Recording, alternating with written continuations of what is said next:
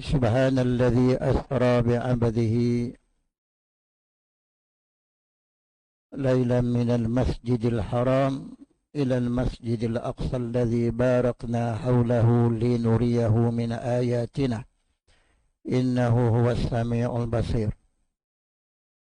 Bertuan-tuan, perempuan yang dirahmati Allah sekalian, malam ini kita nak dengar penceritaan peristiwa Isra' Mi'raj yang ditulis oleh para ulama berdasarkan hadis-hadis Nabi, untuk kita mungkin boleh mengambil manfaat sudah pasti untuk kebaikan kita di akhirat.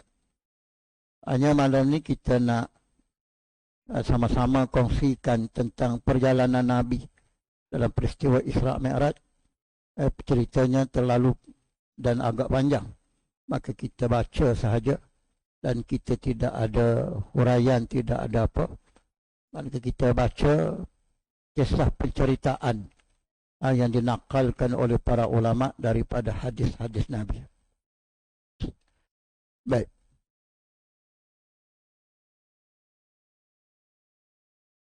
Telah ijma' segala ulama bahawasanya Isra' dan Mi'raj itu adalah keduanya.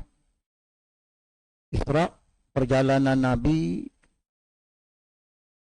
setengah menterjemahkan dengan perjalanan. Sebenarnya Nabi bukan berjalan, Nabi diperjalankan.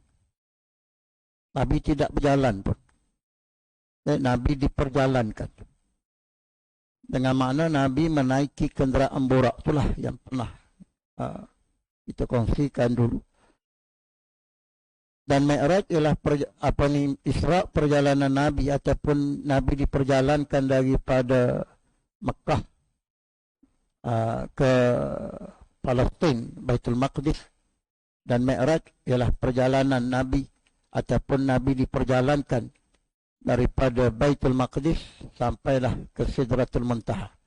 Maka banyak peristiwa yang berlaku di situ, maka kita ambil daripada kalam-kalam ulama yang sudah pasti tidak ada pembohongan, walaupun ada sedikit kekhilafan mungkin dalam setengah-setengah riwayat. Baik, telah ijma' segala ulama, yakni ulama ahli sunnah wal jamaah, bahawasanya Isra' dan Mi'raj itu adalah keduanya dengan ruh dan jasad. Ruh dan jasad Nabi. Bukan berlaku sewaktu Nabi tidur, bukan. Bukan dalam mimpi. Adalah keduanya itu pada malam yang satu daripada Mekah. Dahulu daripada hijrah dengan setahun. Maknanya setahun sebelum hijrah benda ini berlaku. Sebelum Nabi hijrah ke Madinah, setahun sebelum daripada itu, maka berlakulah peristiwa Isra' dan Mi'raj. Kata setengah, yakni kata setengah ulama, kemudian daripada mati Abu Talib dan Siti Khadijah, setelah, ataupun kata setengah ulama, berlaku Isra' ini selepas daripada kewafatan Abu Talib dan juga Sayyidatina Khadijah, dan selepas daripada peristiwa boikot oleh kafir Quraisy terhadap orang-orang Islam, termasuklah Nabi kita selama 3 tahun. Yang setengah meriwayatkan Nabi pada ketika itu hanya menghisap pelepah-pelepah tamar sahaja untuk menghilangkan dahaga dia. Oleh kerana tekanan yang begitu hebat, maka Allah Ta'ala nak mentasliyahkan Nabi, nak menggembirakan Nabi, maka berlakulah diperjalankan Nabi pada malam Isra' Mi'raj tadi. Berlakunya pada malam Isnain. Pada malam Isnain, pada 7 likur hari bulan Rajab. Ini atas kaul yang paling kuat sekali. Yakni 7 likur iaitu 27 Rajab. Dan tiada jatuh seorang daripada anbiya yang dahulu-dahulu. Nabi-nabi dahulu tidak pernah diperjalankan sebegini. Kata muallif, radhiyallahu afallahu anhu, antara Nabi. Ini kisah permulaan dia berlaku. Antara Nabi sallallahu alaihi wasallam pada Baitullah. Waktu itu Nabi berada di Baitullah. Di dalam hijr, yakni dalam hijr Ismail tu, yang tempat lingkung tu. Tu. Nabi duduk kat situ.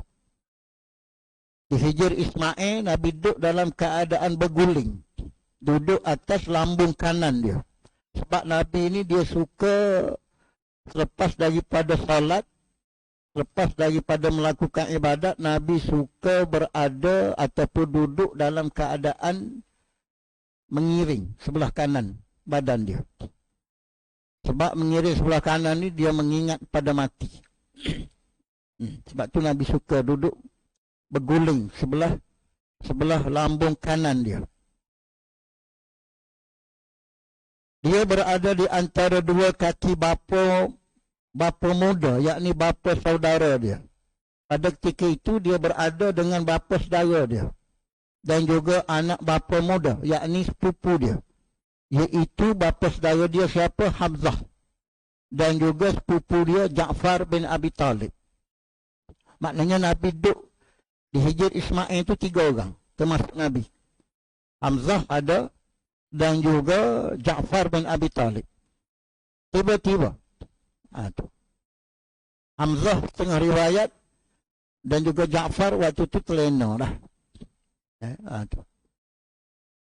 Maka tiba-tiba datang akan dia Jibril dan Mikail dan satu malaikat yang tidak disebut namanya.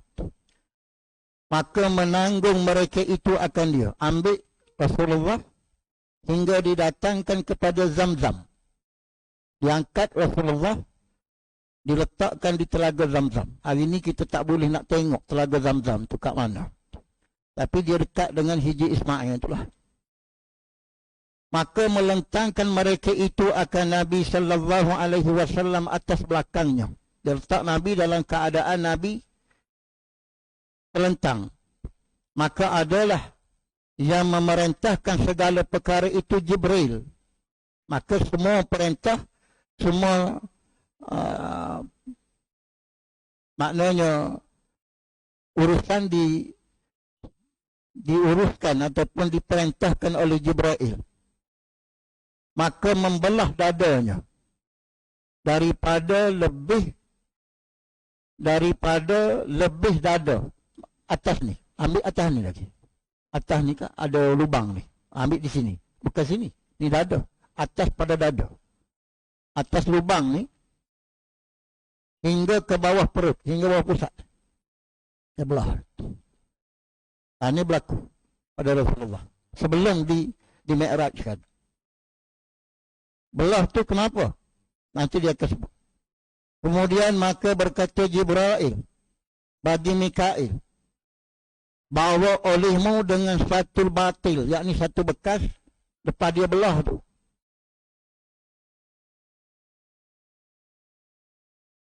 Maka Jibril menyuruh kepada malaikat Mikail membawa dengan satu batil. Batil itu bekas daripada air Zamzam.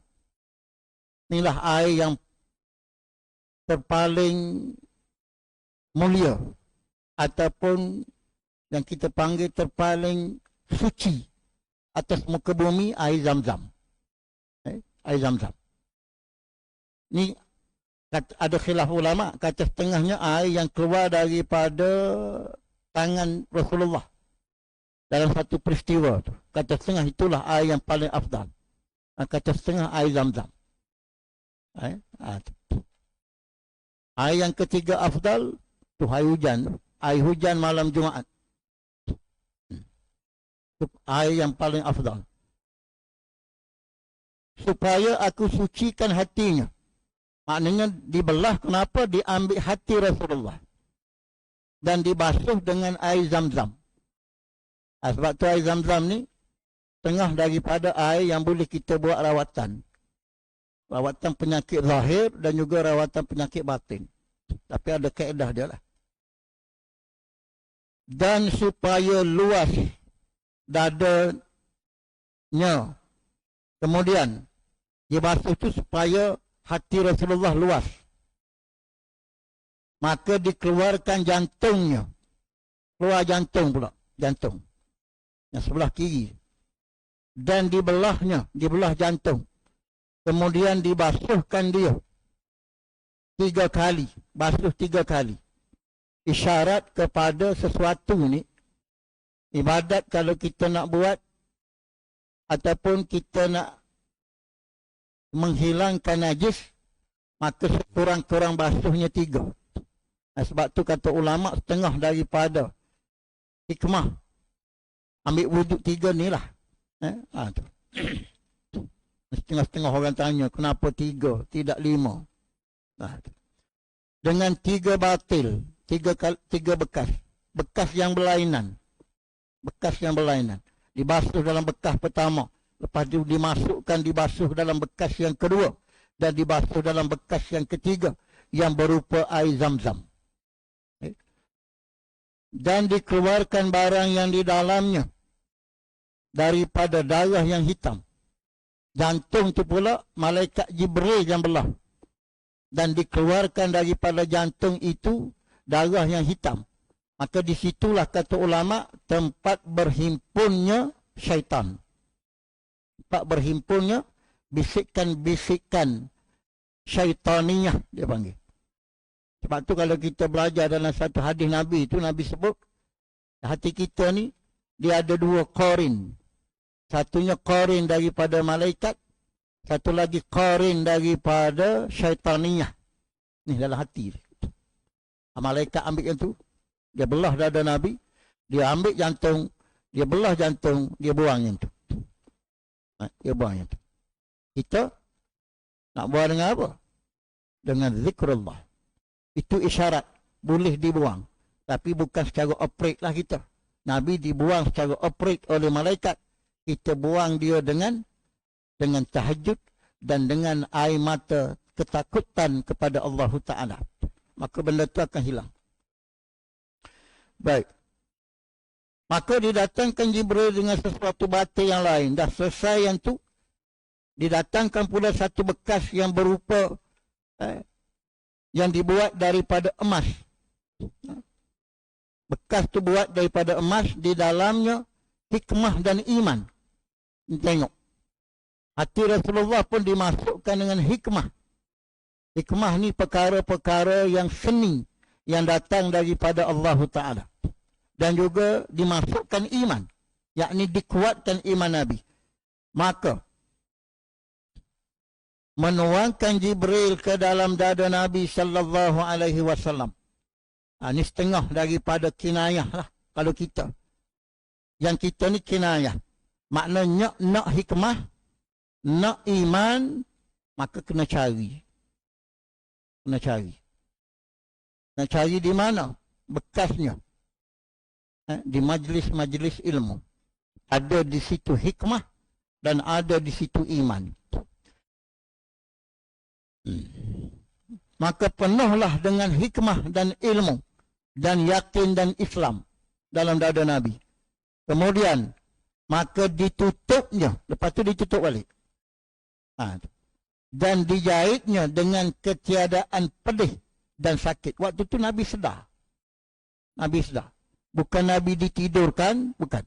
Nabi dalam keadaan sedar. Dan tidak merasa pedih dan sakit. Kemudian, maka dimeterikan antara 2 belikatnya dengan khatimun nubuwah. Selepas daripada itulah, dikhatamkan belakang Nabi ini, khatimun nubuwah. Ataupun khatamun nubuwah. Khatimun nubuwah lah. Baca isim fa'il. Penyudah segala kenabian. Ni di belakang 2 belikat Nabi ni dikhatimkan. Khatimun nubuwah. Sebesar katanya, sebesar telur ayam tu. Ditulis. Dia timbul. Ada daging timbul. Ini kata ulama, Jibril chop di situ. Selepas daripada dioperate Nabi, akhir sekali dia chop kali itu. Chop ni maknanya bukan chop macam kita chop tu kan. Maknanya dimaterikan di situ antara 2 belikat dengan khatimun nubuwah. daging sebesar telur ayam, kata setengah ulama, yang tertulis di situ, La ilaha illallah Muhammadur Rasulullah. Nah, ya. Ada seorang sahabat, dia nak pegang benda tu. Ni khatimun nubuwah. Dia nak pegang. Dia nak buat macam mana. Maka Nabi dalam satu, kalau cerita ni jadi panjang pula. Satu cerita Nabi dalam khutbah. Lepas tu Nabi tanya kepada sahabat. Maknanya Nabi, kalaulah Nabi ada buat salah, ni saya ringkaskan cerita. Kepada para sahabat, sengaja atau tak sengaja, maka Nabi minta supaya sahabat-sahabat beritahu supaya Nabi boleh beri keadilan. Maka ada seorang sahabat angkat tangan menceritakan bahawasanya Nabi pernah terpukul dia. Terpukul, bukan Nabi pukul, Nabi terpukul. Maka Nabi turun daripada mimbar, Nabi suruh sahabat tadi pukul Rasulullah. Sahabat-sahabat lain memang dah rasa geram lah. Maka sahabat tadi bagi tahu lagi kepada Rasulullah, pada waktu Rasulullah terpukul dia dalam keadaan tidak berbaju, tidak berpakaian. Maka Nabi buka pakaian dia. Waktu itulah dia peluk Nabi dan dia cium Nabi dan dia pegang ni khatimun nubuwah yang ada di antara dua belikat Nabi. Ni sahabat, dia tak sampai hati dan tidak ada sedikit pun dalam hati dia rasa nak balas apa yang Nabi buat, tetapi yang dia buat itu kerana kecintaan dia pada Nabi. Dia peluk Nabi. Maknanya dia nak rasa kulit Nabi itu macam mana. Inilah sahabat Nabi. Itu khatimun nubuwah. Sebab itu selepas daripada Nabi tidak ada lagi Nabi. Sebab sudah dicop oleh Allah Ta'ala. Sebagai tanda Nabi Muhammad adalah khatimun nubuwah. Kemudian maka didatangkan dengan burak. Barulah didatangkan burak. Burak tu daripada syurga. Yang berpelana. Lagi berkekang. Maka iaitu suatu binatang. Burak, ia adalah binatang. Burak ni binatang. Dia bukan malaikat. Binatang yang putih. Lagi besar daripada himar. Himar tu kaldai. Dan kecil daripada bara. Bara ni kacupkan antara himar dengan kuda. Dia keluar jadi baral. Dia panggil. 4 kakinya. Kaki dia 4. Yang amat pantas perjalanannya. Dan adalah antara satu langkah pada satu langkah. Kira-kira seperlihatan mata lagi bergerak-gerak 2 telinganya. Apabila naik kepada bukit, maka panjang 2 kakinya. Yang di belakang. Dia tak nak bagi rasa macam tu Nabi. Dia nak lagi Nabi ni sama je. Kalau dia naik bukit, kaki belakang dia lagi panjang. Okay. Dan apabila turun bukit, maka panjang 2 kaki hadapannya. Ini Allah Ta'ala bagi pada dia. Lagi ada baginya 2 sayapnya. Dia ada 2 sayap. Pada asal 2 pahanya. Duduk di 2 paha. Ni. Di umbi paha. Duduk kat situ. Ada setengah-setengah kedai tu ada lagi ada gambar. Dia buat kepala manusia. Tubuh kuda ada sayap. Tu dia kata burak. Tu bukan burak tu. Tu mengarut dia. Ni benda tak boleh digambarkan. Macam mana wallahu a'lam. Dan apabila turun bukit. Tu. Maka tak kala hendak menunggang Nabi sallallahu alaihi wasallam akan dia, maka meliarkan, maka dia seolah-olah jadi liar, dan mempayahkan akan tunggalnya. Cerita ni panjang di sini ni.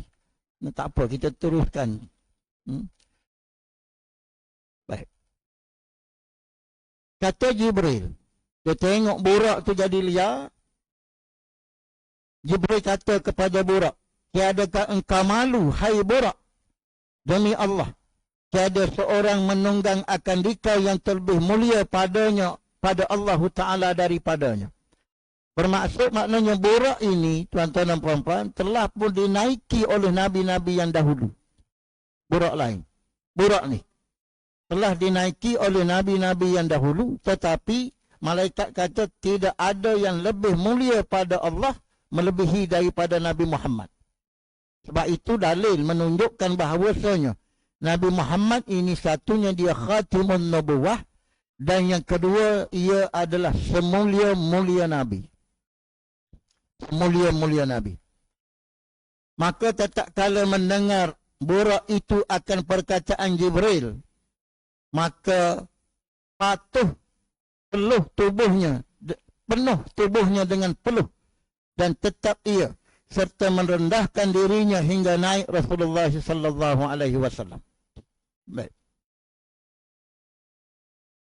Kata Abu Sa'id bin Musayyab rahimahullahu ta'ala, Burak yang ditunggang oleh Nabi Ibrahim alaihi salam tak kala datang ke Baitullahil Haram ziarah anaknya Ismail.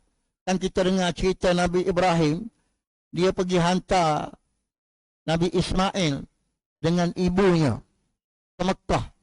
Guna apa? Jalan kaki? Tak. Naik ni lah. Naik Burak. Naik Burak. Lepas tu dia tinggalkan anak dan isterinya di Mekah. Dia balik ke Palestin. Sebab dia ada seorang lagi isteri dia di Palestin. Maka berulanglah Nabi Ibrahim daripada Palestin ke Mekah. Dengan apa? Dengan inilah. Dengan Burak. Bukan dengan kuda. Dalam cerita tu dia buat dengan kuda. Yang tu tipu belaka. Dia berulang dengan Burak. Ini cerita yang sahih daripada para ulama. Dia berulang. Maka datang ke Baitullah Nabi Ibrahim tadi dengan Burak, menziarahi anaknya Ismail dan Siti Hajar. Habis. Maka berjalan ia. Maka Burak tu berjalan. Padahal Jibril pada pihak kanan. Jibril duduk sebelah kanan Burak, serta memegang belakangnya. Dan Israfil pada pihak kirinya. Ni kiri Burak yang Nabi naik tu. Beserta memegang kekangnya. Maknanya Jibril, Israfil tak naik Burak. Sebab Burak adalah tunggangan para Nabi-Nabi sahaja. Orang lain tak boleh naik. Termasuklah malaikat Jibril. Hanya Jibril duduk sebelah kanan, Israfil duduk sebelah kiri. Maka sentiasalah berjalan hingga sampai kepada satu dusun. Jalan sampai satu dusun, satu kampung yang banyak nakhlin. Nakhlin ni iaitu pohon tamar. Berhenti satu tempat, satu kampung, yang mana satu kampung tu banyak pokok tamar. Maka berkata Jibril, turun ya Muhammad di sini. Maka turun ya Muhammad di sini, yakni di satu pekan yang banyak nakhal, yang banyak pokok tamar. Maka sembahyang 2 rakaat. Malaikat Jibril suruh Nabi sembahyang 2 rakaat. Maka turun ia Nabi dan sembahyang 2 rakaat. Sebab tu kita musafir pun sama lah. Berhenti tempat mana-mana, sunat sembahyang 2 rakaat. Sembahyang sunat mutlak. Maka menunggang ia akan Burak. Lepas sembahyang, Nabi naik balik Burak, maka berkata, Jibril baginya. Jibril kata bagi Rasulullah, adakah Tuan hamba tahu tempat sembahyang itu? Tahu tak tempat kita berhenti tadi? Jibril tanya Rasulullah. Maka sabda Rasulullah, tiada, aku tak tahu. Maka kata Jibril, itulah Tayyibah. Apa dia Tayyibah? Yakni Madinah Al-Munawwarah. Inilah Madinah Munawwarah. Waktu Nabi dia dah tahu. Suatu hari dia akan datang ke Madinatul Munawwarah. Sebab dalam peristiwa Isra' Mi'raj, benda ni telah diberitahu, diceritakan oleh malaikat Jibril kepada Nabi. Okay?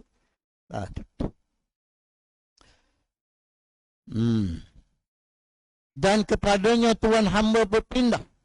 Kata Jibril. Dan sentiasa berjalan. Lepas tu berjalan lagi. Serta melangkahnya satu kaki kepada satu kaki. Sekira sepenglihatan mata. Maka berkata Jibril, sampai satu tempat lagi, turun ya Jibril, turun ya Muhammad, sembahyang 2 rakaat. Maka turun ia. Maka sembahyang Nabi pada 2 rakaat seperti yang disuruhkan. Kemudian maka menunggang ia. Maka katanya, adakah Tuhan hamba tahu tempat itu? Maka sabdanya, tiada. Katanya, itulah Madian.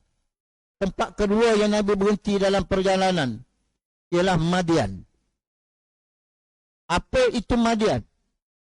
Pada pohon kayu yang dengar Nabi Musa kalamullah.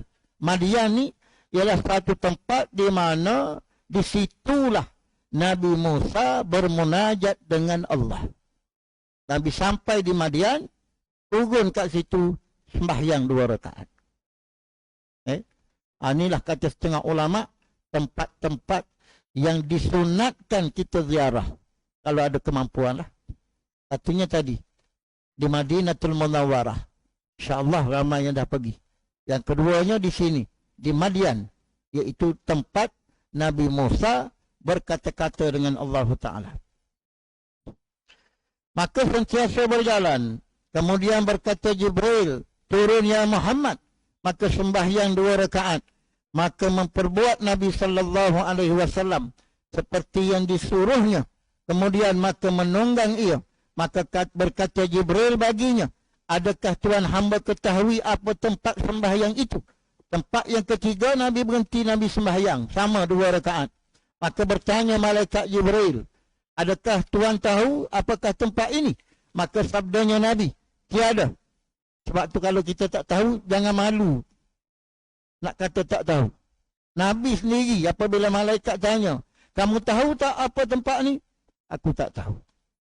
Maka katanya, kata Jibril, itu Tuhan hamba sembahyang pada Baitul Lahmi. Baitul Laham, yakni tempat diperanakkan Nabi Allah Isa alaihi salam. 3 tempat tu dia berhenti. Dan dia sembahyang. Dan antaranya adalah Nabi sallallahu alaihi wasallam. Lepas tu dia meneruskan perjalanan. Tiba-tiba melihat akan ifrit. Ni yang kita duk masyhur. Cerita Nabi Isra' Mi'raj, Nabi melihat ifrit. Ifrit ni daripada jin. Dia daripada jin, jin kapi. Ifrit ni jin kapi. Okey. Menuntut akan dia dengan jamung. Dia bawa jamung tu. Oh, panggil apa tu sekarang ni? Obor. Betul. Dia bawa obor. Tu yang macam suka Olimpik, suka apa tu lari bawa obor, isyarat kat situ lah. Kita pun ikut. Kan? Dah tak tahu kan? Ikut lah. Ikut. Ifrit. Jin kapi. Dan jadilah Nabi sallallahu alaihi wasallam tiap-tiap berpaling melihat akan dia. Nabi rasa tak selesa. Paling tengok. Sekejap-sekejap paling tengok. Ifrit duk kejar belah belakang tu. Bawa obor. Bawa obor. Maka berkata Jibril. Jibril aja. Jibril kata. Sebab Nabi nampak macam resah. Berkata Jibril, adakah hamba ajarkan Tuhan hamba beberapa kalimah? Nak tahu, aku ajar beberapa doa, beberapa kalimah. Apabila membaca akan dia, nescaya padam jambung dia. Nescaya padam dan juga tersungkur. Ifrit tadi. Nak tak? Tu. Maka bersabda ia Nabi, bahkan nak. Nabi kata nak. Maka berkata Jibril, ucap olehmu, ini doa. Kalau ifrit kejar kita, hantu kejar kita, iblis kejar kita, ataupun orang yang dirasuk oleh jin, maka baca doa ni. Doa yang diajar oleh Jibril kepada Nabi dalam peristiwa Isra' Mi'raj.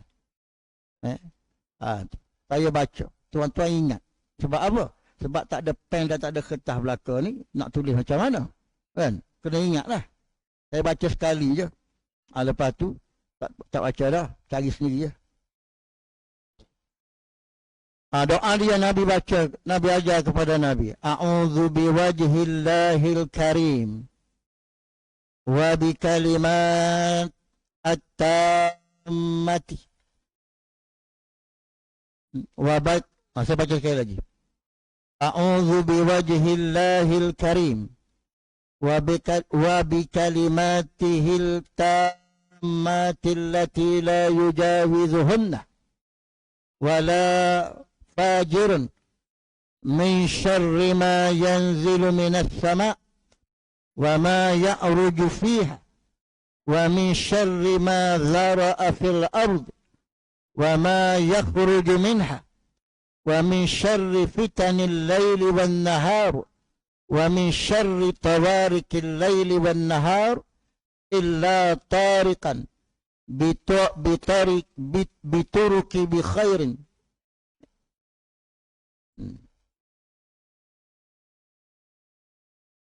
bituruki bi khairin ya Rahman. Itu doa dia.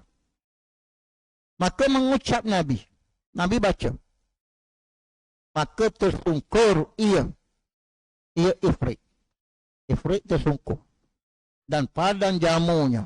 Dan rebah di atas mukanya. Baca tu jadi. Ni isyarat pada apa ni tuan-tuan? Isyarat kata ulama dalam nak memperjuangkan agama, maka ada rintangan-rintangan. Sama ada yang datang daripada jin dan datang daripada manusia. Maka setengah daripadanya kita minta pertolongan daripada Allah. Itu sudah pasti. Habis. Kemudian, dah rebah yang tu, bacalah doa tu. Kalau ada kerasukan ke, ada apa ke, nak lalu kubur, rasa tak berapa berani ke, baca doa ni. Baik. Kemudian sentiasa berjalan ia. Nabi meneruskan perjalanan. Hingga berdapat atas beberapa kaum. Nabi lihat ada beberapa kaum yang berhumah pada tiap-tiap hari. Duk menanam, Nabi tengok. Dan mengetam pula pada hari yang sama. Tiap-tiap hari. Tanam, tumbuh, keluar buah, ketam pada hari yang sama. Dapat hasil pada hari yang sama. Nabi pelik. Tu. Maka sabda Nabi. Ketam tumbuh balik, nak ambil hasil. Maka sabda Nabi tanya malaikat, apa ini ya Jibril? Apa ni? Maka kata Jibril, inilah beberapa kaum yang berperang sabilillah. Ni. Isyarat Nabi tengok ni, kata Jibril, orang tu dia tanam, lepas tu tumbuh tanaman dia, lepas tu dia ketam. Lepas tu tumbuh lagi, dia ketam lagi. Dia tumbuh lagi, dia ketam lagi. Tu. Maka Jibril kata, inilah beberapa kaum yakni umat Nabi yang berperang sabilillah. Digandakan Allah Ta'ala bagi mereka itu kebajikan yang satu kepada 700 kali ganda. Dan lebih yang amat banyak seperti firman Allah Ta'ala. Ini Nabi tengok. Umat dia yang berjihad, itulah yang dia akan dapat nanti di akhirat. Wa ma anfaqtum min syai' fa huwa yukhlifu wa huwa khairur raziqin. Dan barang yang kamu nafkahnya daripada suatu, maka iaitu digantinya, dan iaitu Allah sebaik-baik yang memberi rezeki. Sebab itu kalau kita tak boleh nak berjihad, nak perang sabilillah dengan nyawa kita macam orang Palestin tu, maka kita berjuanglah dengan harta kita. RM1 yang kita nafkahkan untuk perang sabilillah, untuk agama, maka Allah Ta'ala gandakan dengan 700 kali ganda, bahkan lebih, kata ulama. Itu peristiwa yang kedua yang berlaku pada Rasulullah. Dan meneruskan berjalan ia Nabi. Nabi meneruskan perjalanan dia hingga berdapat dengan bau yang harum. Nabi meneruskan perjalanan Isra' dia. Isra' ni kata ulama, ambil daripada Mekah ke Palestin ni 4 saat je berlaku. 4 saat. 4 saat. Ni kerja Tuhan, bukan kerja kita. Tak payah nak muskil lah. 4 saat saja. Ni. Dalam 4 saat tu, Nabi tengok berbagai-bagai peristiwa yang akan berlaku kepada umat dia. Ni benda yang diperlihatkan oleh Allah dalam peristiwa Isra' ni ialah benda yang akan berlaku kepada umat Nabi. Tu. Yang tadi 1. 2. Nabi meneruskan perjalanan dia. Maka berdapat dengan bau harum, maka sabda Nabi sallallahu alaihi wasallam. Nabi berjalan terus, berjalan terus. Maka Nabi Nabi cium satu bau yang wangi. Maka Nabi tanya, bersabda Nabi sallallahu alaihi wasallam, ya Jibril, apa bau yang harum ini? Bau apa ni?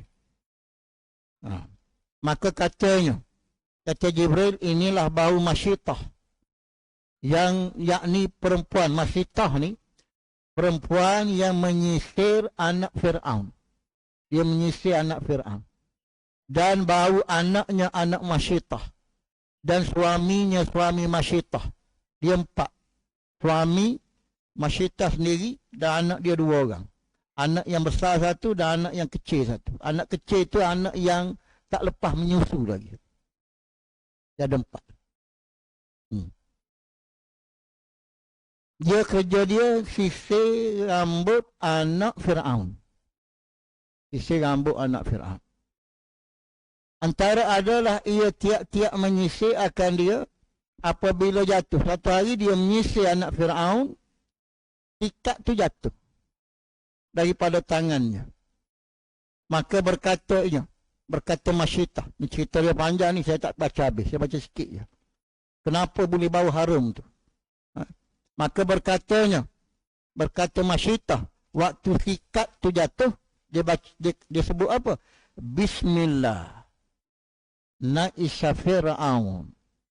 Dengan nama Allah, binasalah Fir'aun. Dia terkeluar mulut dia macam tu. Kalau kita sekarang telatah lah. Telatah. Kita tak telatah keluar macam tu. Kita telatah benda lain sebutnya. Ni orang yang banyak mengingati Allah. Bismillah na'isa Fir'aun. Dengan nama Allah, binasa Fir'aun. Maka anak Fir'aun dengar.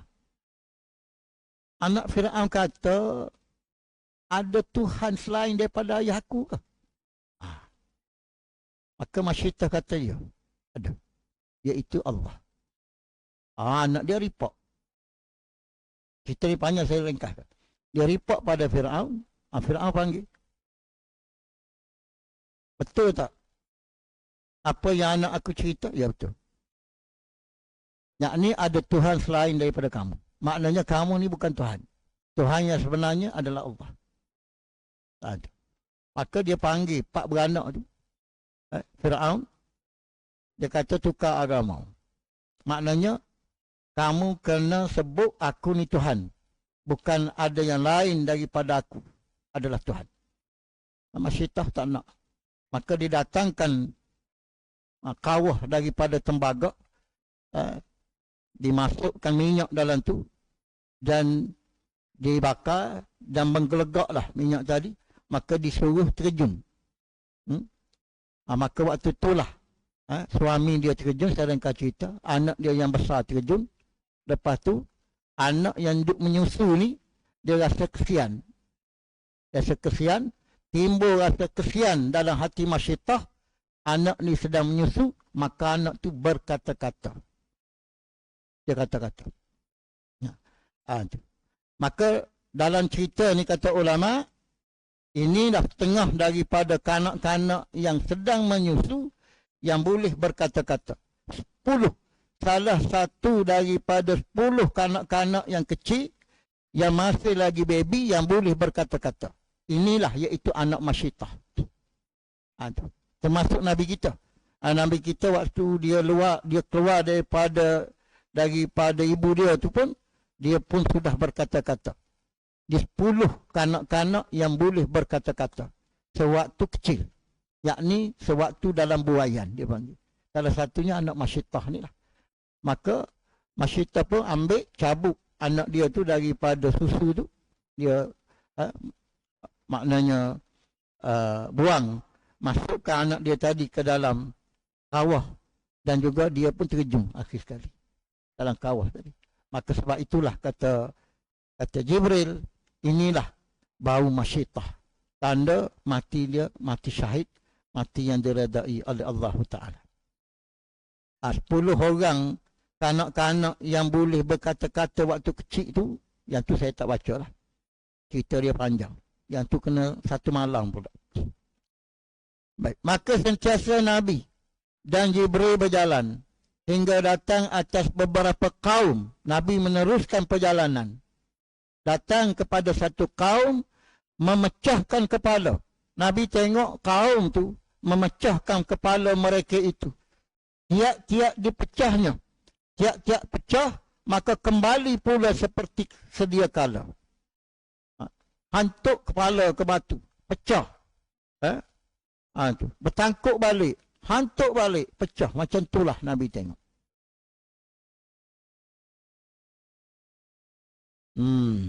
Maka sabdanya Nabi pelik sangat.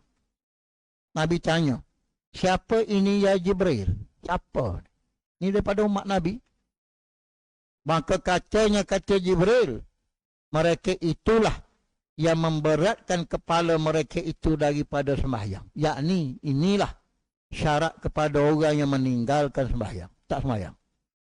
Nabi dah tengok dah, orang tak sembahyang, inilah. Maka datang pula Nabi meneruskan perjalanan di atas beberapa kaum. Pada hadapan mereka itu satu perca. Nabi meneruskan perjalanan, Nabi jumpa dengan satu kaum daripada umat Nabi. Pada hadapan mereka itu satu perca, dan di belakangnya satu perca. Puak-puak ni Nabi tengok, kemaluan dia depan dan belakang je yang ada kain. Macam orang asli tu. Tutup kat depan dan tutup kat belakang. Nabi tengok.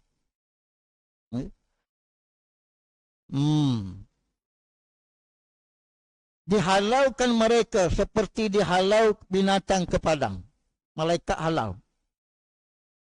Memakan mereka itu akan zakum, iaitu bara api neraka, dan batunya batu neraka.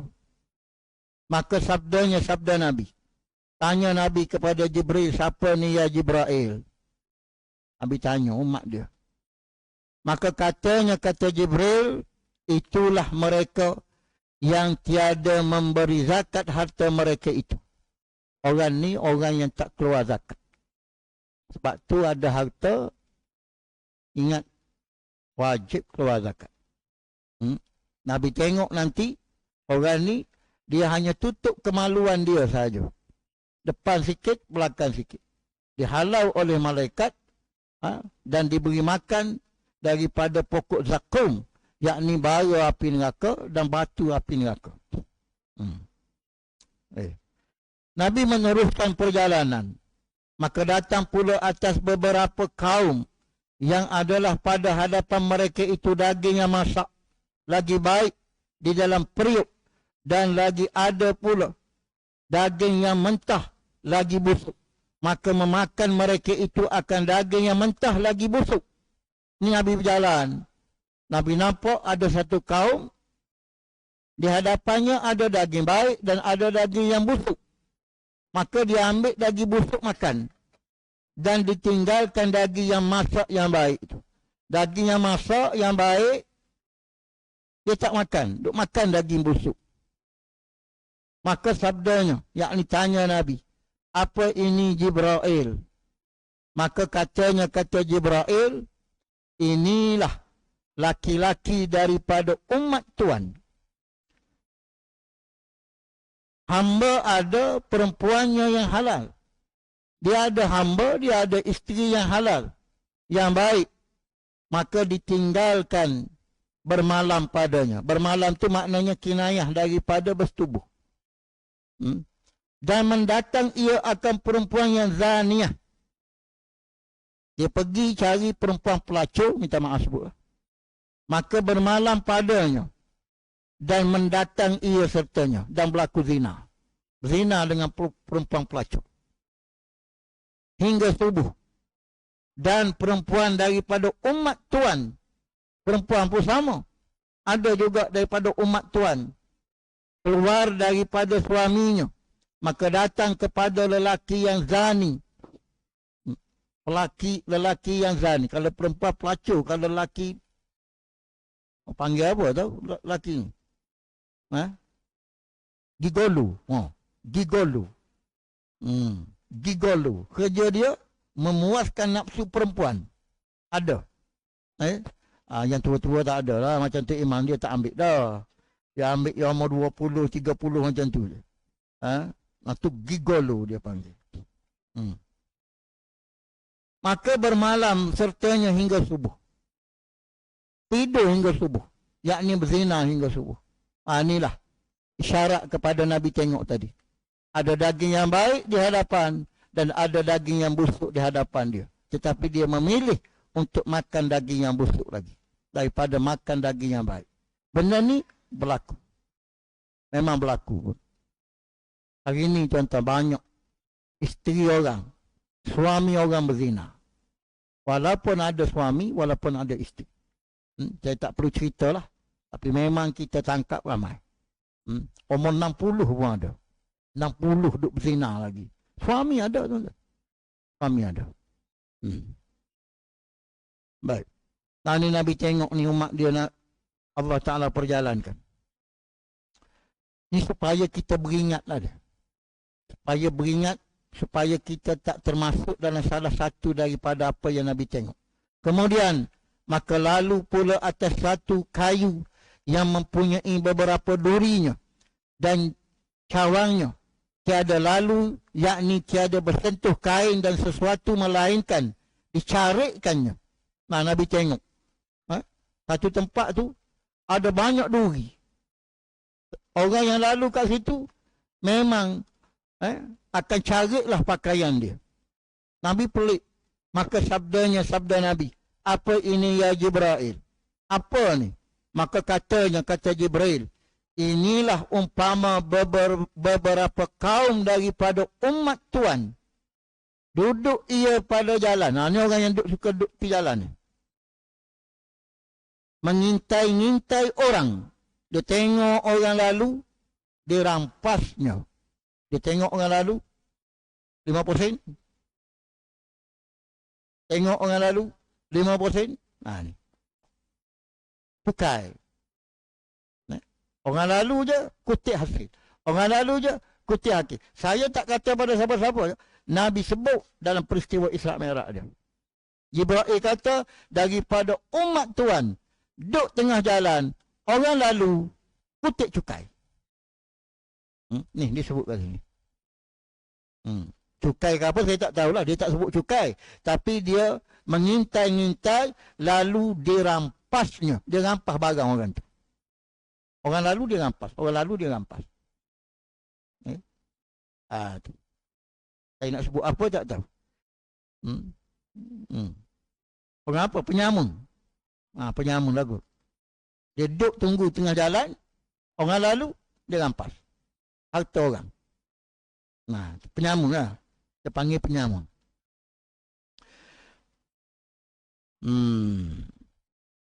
Maka membaca Jibril akan firman-Nya Allah Ta'ala, wala taqudu bi kulli siratin tu'adun, dan jangan kamu duduk dengan tiap-tiap jalan kamu menakuti akan orang. Jangan.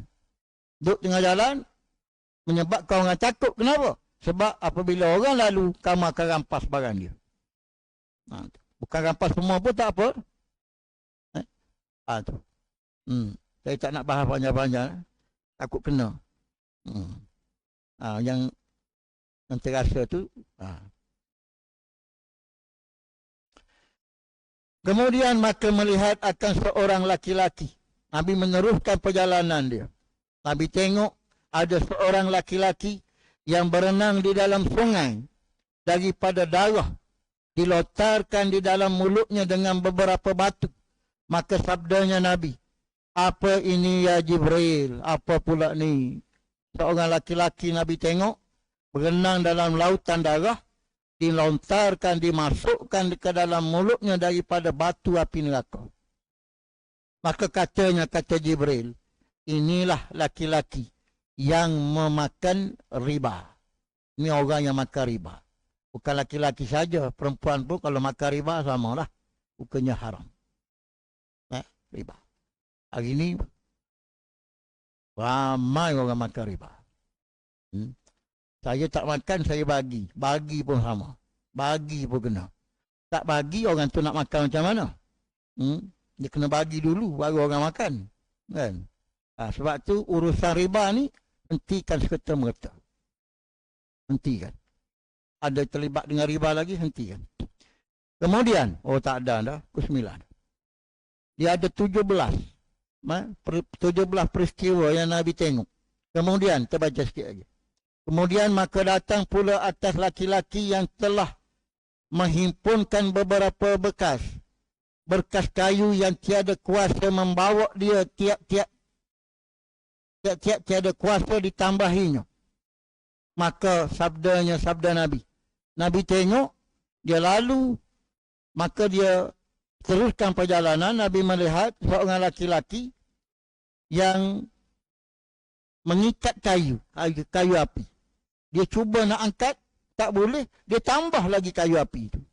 Dia cuba angkat, tak boleh, dia tambah lagi kayu api itu. Ada juga orang perangai macam ni. Bukan kata nak buang tak. Dah kita tak larat nak angkat, buang dah sikit. Tak. Nak angkat tak larat, lagi dia tambah. Nak angkat tak larat, lagi dia tambah. Nabi pelik, manusia apa macam ni. Maka sabda Nabi. Apa ini Jibril? Ni apa ni? Maka kata Jibril, inilah laki-laki daripada umat Tuhan hamba. Ada padanya beberapa amanah. Ada jawatan. Ada amanah. Tuk imam ke, tuk bela ke, tuk pengerusi ke, tuk penghulu ke, tuk apa ke, yang tuk belakang ni. Maknanya ketua masyarakat. Pemegang amanah. Ingat, beberapa amanah dia ada. Amanah tu amanah manusia. Dia ada kuasa, ia menunaikan dia. Dia tak kuasa pun. Dia tak mampu pun. Dia bukan berkeahlian pun. Dan ditambahi lagi. Kemudian dia tambah lagi. Jawatan tu pun ambil. Jawatan ni pun ambil. Wah, amanah yang satu tu pun dia tak mampu dah. Sebab tu pemegang amanah. Apabila awak diberi amanah, diberi tugas, diberi jawatan, itu bukan satu kemuliaan. Bukan. Bukan satu kemuliaan. Contoh kita kata apa? Kita kata ketua kampung lah. Atau pewakil rakyat. Itu bukan satu kemuliaan. Habis itu dia betul apa? Itu adalah satu taklif, satu keberatan hukum atas dia. Amanah ni tuan-tuan kena tunaikan. Wa idzi tumina. Nabi sebut setengah daripada tanda munafik. Wa idzi tumina. Apabila diberi amanah, dia khianat. Dia khianat. Sebab tu jangan bermudah-mudah dengan amanah. Jangan mudah. Sebab pasti akan ditanya. Pasti. Okay. Ni tadi Nabi tengok. Makin berat, dia makin tambah beban. Makin berat, makin tambah beban. Bukan nak buang, tak. Kita buang lah kalau kita tak mampu. Saya tak mampu, minta maaf. Saya nak letak jawatan. Apa yang masalahnya? Dah kita tak mampu. Letak je lah. Ni, tak mampu pun, dia nak pegang jawatan macam tu. Ingat, akan dipersoalkan oleh Allah. Kemudian maka datang pula atas beberapa kaum yang bergunting akan lidahnya. Nabi lalu pula atas satu kaum, Nabi tengok kaum tu duk gunting lidah dan bibirnya dengan pegunting besi. Tiap-tiap diguntingnya kembali pula. Gunting, bertangkuk balik. Gunting, bertangkuk balik. Maka sabdanya Nabi SAW, siapa ini ya Jibril? Siapa ni ya Jibril? Maka kata Jibril, inilah khutaba'ul fitnah, yakni orang-orang yang mengajarkan manusia dengan tiada sebenar daripada umat Tuhan hamba. Dia mengajar benda yang tak betul. Khutaba' dia panggil. Hari ini banyak khutaba'. Orang yang suka mengajar orang perkara yang tak betul. Terutamanya perkara-perkara yang berkait dengan agama. Yang berkait dengan agama. 20 rakaat terawih, bida'ah, Nabi tak buat. Yalah tu. Tengah daripadanya. Benda tak betul.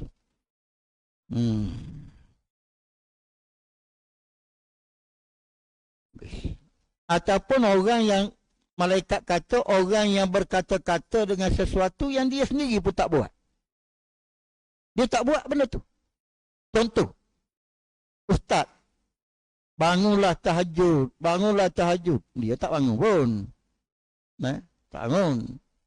Sedekahlah. Dia tak sedekah pun. Ini dia panggil khutabah. Orang yang banyak bercakap, walhal yang dia kata tu dia tak buat pun. Ini beringat sikit. Ini saya pesan pada diri saya lah. Tuan-tuan tu, pulanglah. Tuan-tuan tu saya rasa bercakap tak banyak sangat. Malam ni saya yang bercakap banyak. Ya. Tuan-tuan duduk diam je. Maknanya nak sebutnya, khutabah ni beringat. Beringat khutabah ni. Orang yang bercakap banyak ni. Buat tak pun. Tak maaf sebut lah. Yang kena. Yang tak kena duduk diam. Satu lagi. Pukul 9 dah. 9 lebih dah. Satu lagi. Kita dia panggil, ni tak Mi'raj lagi ni tuan-tuan. Baru Isra' je baru. Sebab tu, apabila diminta baca Isra' Mi'raj, saya kata tak habis ni nak baca cerita Isra' Mi'raj. Memang dia takkan habis. Kawan saya tu sebulan baca, baru habis. Cerita Isra' Mi'raj. Langit pertama jumpa Nabi Adam. Langit kedua jumpa Nabi Idris. Kenapa langit pertama tu Nabi Adam? Kenapa Nabi Idris? Kenapa langit ketiga tu Nabi tu? Kenapa Nabi keempatnya Nabi Yahya, Nabi Isa? Kenapa di situ? Tak kat situ lagi. Lepas tu di Sidratul Muntaha pula. Allah Ta'ala berkata-kata dengan Nabi kita. Tak lagi yang tu. Orang pendek kata tak habis lah. Memang tak habis. Kalau nak baca boleh. Nak bagi habis sampai subuh sekarang. Tak apa. Kita pakai tak balik. Niat iktikaf belakang. Boleh. Tuan-tuan boleh. Saya tak boleh. Satu lagi kita baca. Baik. Maka datang pula akan beberapa kaum. Nabi meneruskan perjalanan dia. Ini berlaku dalam masa 4 saat. Daripada Mekah ke Palestin. Ulama sebut. Wallahu a'lam, ulama ambil daripada mana? Istiqra' ulama. Mungkin. Ataupun tadilah ulama-ulama kita ni, termasuk tuan kita ni, yang meriwayatkan cerita ni setengah daripada ahli kasyaf. Allah Ta'ala bagi kelebihan pada mereka. Mungkinlah atas kasyaf itulah ulama mengatakan perjalanan Nabi daripada Mekah ke Palestin hanya ambil masa 4 saat saja. Baik. Maka datang pula Rasulullah akan beberapa kaum adalah kuku mereka itu daripada tembaga. Ni ada satu kaum Nabi tengok kuku dia daripada tembaga. Panjang. Menggaru-garu mereka itu akan muka dan dadanya. Hingga keluar daging dan darah. Tiap-tiap digarunya kembali pula sepertinya. Garu, keluar darah, keluar daging, bertangkuk balik, garu balik. Begitulah Nabi tengok. Maka sabda Nabi sallallahu alaihi wasallam. Siapa mereka itu ya Jibril? Maka kata je, inilah mereka yang memakan akan daging manusia. Ni orang yang makan daging manusia. Siapa orang makan daging manusia ni? Siapa dia? Yakni orang yang mengumpat.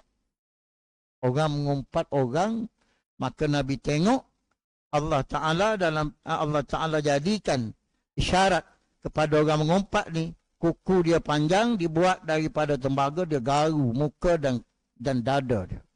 Sehingga keluar darah dan daging. Baik. Habis kat situ. Dan juga orang mengumpat dan menjatuhkan maruah manusia. Sebab tu kita ni, satunya, kalau sesama Islam ni, jangan menjatuhkan maruah dia. Jangan. Dia apabila orang tu Islam, maka haramlah atasnya Nabi kata, satunya damuhu. Ini sama-sama kita. Haram atas kita, sesama kita ni, damuhu. Damuhu tu darah dia. Kita nak sakiti dia, kita nak lukakan dia tanpa sebab tak dibolehkan. Hukumnya haram. Yang kedua, maluhu, kata Nabi. Harta dia. Kita nak ambil secara rampas tak boleh. Ambil harta sesama Islam secara tidak hak, tidak sebenar, tak dibolehkan. Hukumnya haram. Benda ni panjang ni kena nak bahas. Sebab tu kalau orang kata kan, orang kata pula, ulama sebut, minta maaf minta maaf ni, acara walimatul urus yang kita buat tu kan, walimatul urus ni dia sunat, siapa yang buat sebenarnya? Tentang belajar tak? Dalam kita nak buat walimatul urus ni maknanya nak majlis perkahwinan, nak buat kenduri kahwin. Dia walimatul urus ni sebenarnya disunatkan kepada pengantin lelaki sahaja. Disunatkan kepada pengantin lelaki je. Pengantin perempuan tidak. Tapi dibolehkanlah kalau nak buat. Tapi nak sebut disunatkan. Maknanya ibadat lah. Sebelah mana? Sebelah lelaki. Tanda apa? Kesyukuran. Dapat nikmat isteri. Apabila sebut syukur, maka proses tersebut adalah percuma. Kata ulama. Percuma lah. Apabila kita buat kenduri dengan niat nak dapatkan duit, ni jadi masalah, kata ulama. Minta maaf. Minta maaf. Kadang-kadang orang dia kira buat walimatul urus, panggil 1,000 orang. Kalau RM10 seorang, berapa dapat? Tengok. Itu dia panggil apa tu?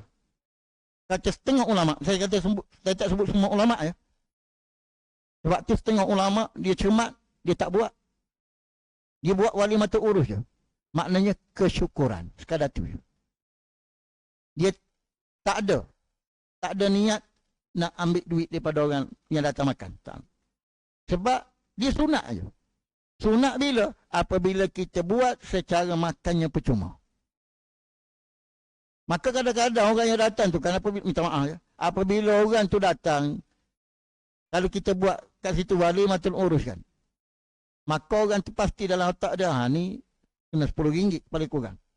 Kadang-kadang minta maaf sebut, orang yang tak ada duit tuan-tuan tak datang malu, Tok Imam panggil. Tok Imam lah saya.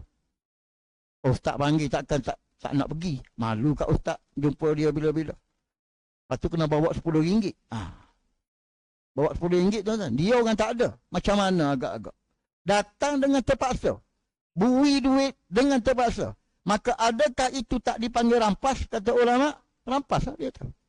Nah ni. Ni kata ulama. Saya minta maaf dulu.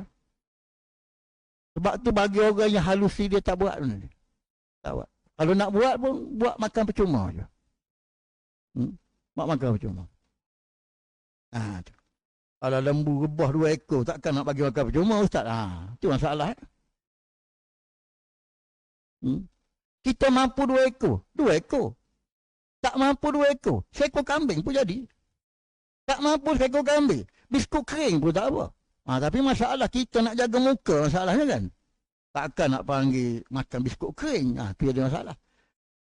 Nah inilah kata ulama. Ini setengah ulama ya. Saya tak kata semua. Setengah ulama dia mengatakan bahawasanya walimatul urus itu kadang-kadang kita takut termasuk dalam mengambil harta orang dengan cara rampas. Sebab dia pergi itu terpaksa. Terpaksa pergi. Kadang-kadang duit tak ada, anak nak sekolah, nak raya lagi, nak puasa lagi, kenduri lagi tuan-tuan. Kena 4 tempat, 10, RM40. Itu yang kadang-kadang kita renung-renungkan juga ada betulnya dah. Dan tanpa menafikan, ada ulama yang membolehkan. Tapi nak sebutnya ada pandangan ulama yang sampai sebut macam tu. Maka kita kalau nak buat tu, fikir-fikirkanlah nak buat yang mana. Tu. Tapi bagi secara saya lah, secara individu ya, yang terbaiknya walimatul urus tu dibuat secara percuma lah. Sebab takut termasuk dalam ini. Ini atas setengah pandangan ulama. Saya tak larang ya, hanya saya kata bagi orang yang halus, maka dia akan ikut pendapat ulama yang mengatakan tadilah. Habis kat situ, maka datang pula atas satu kaum. Tu. Kena berhenti situlah. Ceritanya panjang lagi. Kalau tuan-tuan nak tahu episodnya, beli kitab, baca sendiri. Itu sahaja.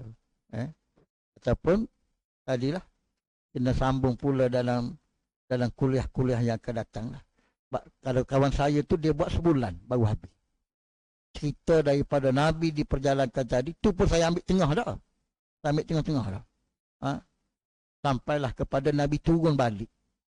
Nabi turun tu, Abu Jahal tanya, mau pergi Palestin, Baitul Maqdis, mana dalil? Mana dalil? Macam orang sekarang ya. Buat tahlil ni mana dalil? Mana dalil? Abu Jahal pun tanya, mana dalil? Mana bukti kamu pergi Baitul Maqdis? Pada ketika itulah Nabi turunkan, Allah Ta'ala turunkan, seolah-olah Allah Ta'ala turunkan, letak Baitul Maqdis depan Nabi.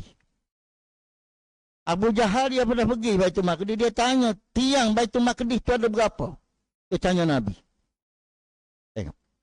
Mana? Belakang. Tapi cerita ni panjang lah tuan-tuan. Tak sempat nak cerita. Sebab tu kalau nak buat, saya syorkan kalau nak buat bila-bila, dalam masa sebulan bulan Rejab tu, kita baca cerita Isra' Mi'raj. Baru dia habis cerita dia. Kalau tak, dia takkan habis. InsyaAllah. Walaupun sedikit perkongsian, mudah-mudahan sebab kita cerita perihal apa yang berlaku kepada Nabi, maka mudah-mudahan Allah Ta'ala turunkan keberkatan dan Allah Ta'ala beri kepada kita hikmah. Apa yang berlaku kepada Nabi berlaku juga pada kita, mudah-mudahan yang baik itu datang daripada Allah, dan yang lemah itu saya bangsakan pada diri saya sendiri. Aku qauli hadza astaghfirullahal azim li wa lakum. Wassalamualaikum warahmatullahi wabarakatuh.